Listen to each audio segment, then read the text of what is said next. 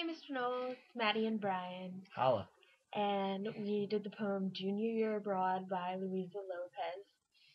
And our thesis is the poem uses literary devices to portray a theme of control and deception more so than love. And Brian's going to read it. We were amateurs that winter in Paris. The summer before we agreed, he would come over to keep me company at Christmas. But the shelf life of my promise expired before the date on his airline ticket. So we ended up together under a French muslin sky. Together alone. Certainly I was alone, inside dark hair, inside foreign blankets, against white sheets swirling like a cocoon, covering my bare skin, keeping me apart.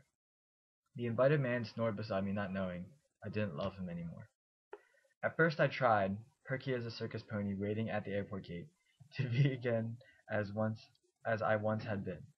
But even during that first night, betrayal, snake under the evergreen, threw me into nightmares of floods and dying birds.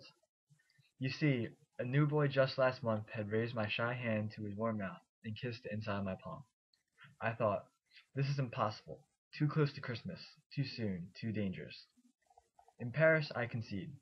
Deceiving my old lover, the one now stirring in his sleep, is even more dangerous. Seeing him opening his eyes, looking at my face, dropping his eyes to my breast and smiling, as if he were seeing two old friends, dangerous. When I move away and hold the sheet against myself, he, sensing what this means, refuses, adamant yet polite, to traffic in the currency of my rejection. He made a journey, I offered a welcome. Why should he give me up? Okay. So, there's a bunch of word choices that we thought were a little bit weird for a poem that's supposed to be about a couple. So, in the beginning of the line, it says, we were amateurs that winter in Paris. And amateurs is kind of, it's got connotations of a game more than, like Louisa could have said, we were naive, or we were young, or something else implying that, like, they're inexperienced, which shows the word amateurs, which sounds more like you're playing a game than being in a relationship. So then, if you look down a little more at French muslin sky, muslin means like fake, like a muslin plant, and so like it holds connotations of, or like the definition, it just seems kind of weird when you throw it into what seems like a love poem. And then next in its own stanza is the line "together alone." And so being its own stanza kind of emphasizes, like, okay, it's by itself. Even when they're together, they're not together because they're just completely apart. Even the line is totally by itself. So it like emphasizes the aloneness, we'll say. And they're not equal. They're apart. Yep. Okay, next two lines or three lines. You see the comparison of dark hair and foreign blankets to white sheets and bare skin. And so, white and bare, it has like connotations of innocence, whereas dark and foreign implies some type of evil force going on. And not that foreign people are evil. No. Disclaimer. But. So again, like that it just seems kind of weird in the fact that Luisa Lopez put those two very different like symbolisms and word choices together. Am I saying that's right? Sure. Okay, and so next we have when she meets the guy at the airport, she describes herself as perky as a circus pony. Well, circus ponies aren't actually, they don't have that much fun being in the circus. People are mean to circus ponies. So, like, it's kind of implying that it's sort of a show. Like, she's not really excited. She doesn't really want to be around him, but she's putting on an act. And so that's kind of an interesting simile to make for greeting your boyfriend after not seeing him for a year. Okay. Next, the snake under the evergreen. It's a biblical allusion, and it kind of seems like it's more along the lines of that deception that we've been talking about. Do you want to explain what the illusion is? I will explain For what the those who illusion do is. not know. Okay, go for it. I figured Noel would know, but Well, this is for the benefit of the class and everyone. Read Genesis, Brian. that's true. Please explain. Anyways, the snake under the evergreen. The snake is like, in Genesis, Adam and Eve story, where the snake kind of tricks Eve into eating an apple, which God had forbidden man, to eat, and so, like I said, it implies the deceptive feeling of this poem and the deception that's going on between the boy and the girl. And then,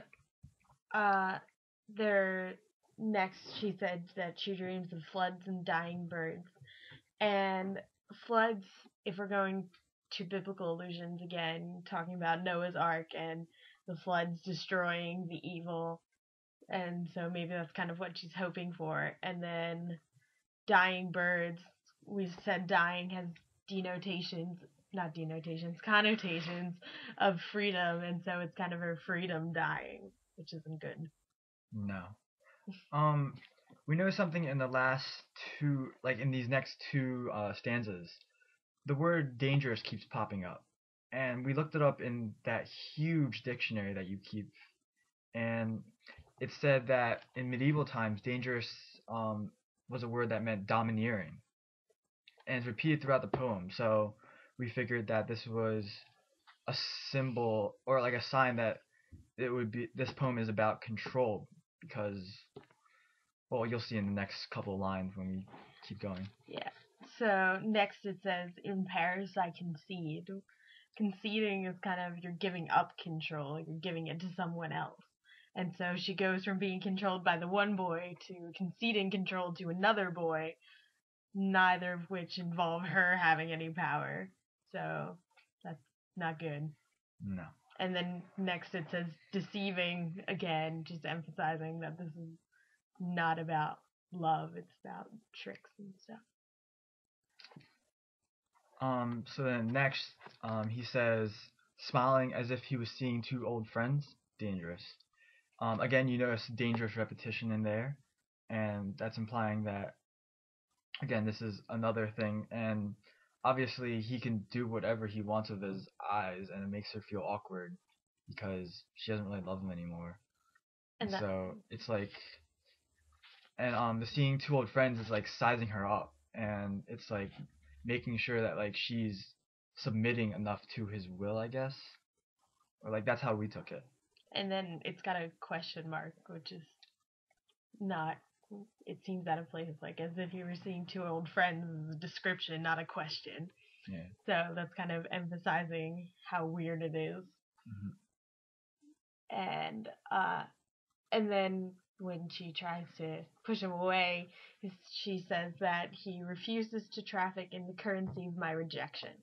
Well, currency is like money, and money is power, and he's just like refusing to give her any power. So he's like, I'm not taking your money. You don't have anything. And so, ignoring the phone, the final line of this is, why should he give me up?